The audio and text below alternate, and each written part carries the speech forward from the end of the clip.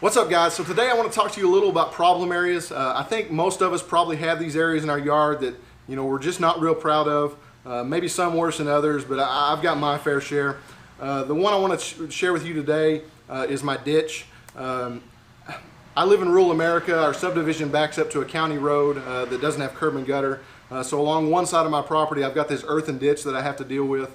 You don't see it in pictures and videos very often because I'll be honest with you, it looks like crap most of the year. It's too steep to get a real mower down into. I use my Honda push mower to mow it about once a week. Despite my best efforts, it's always going to be a ditch. And that's okay, The rest of the yard, you can keep it looking pretty good. Draw attention away from the sore spots. So I think that's what's important.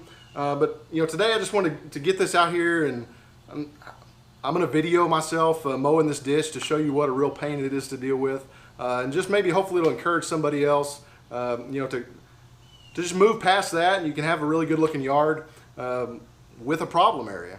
So let's go.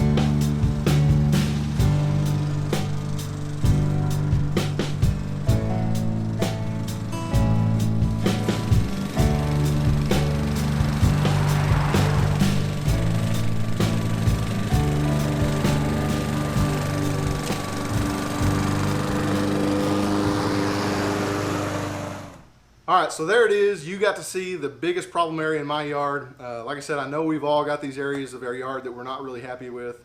I know what you're thinking. Mine is way worse than what you thought it was going to be, but it's a ditch. It's always going to be a ditch. That's what I've got to work with. So here's what I'm going to do. I'm going to start a thread at thelawnforum.com. Problem areas in the yard. I'll link to it in the description below. We can just have this big pity party about things we don't like about our yard. Just get it all out in the open and talk about it.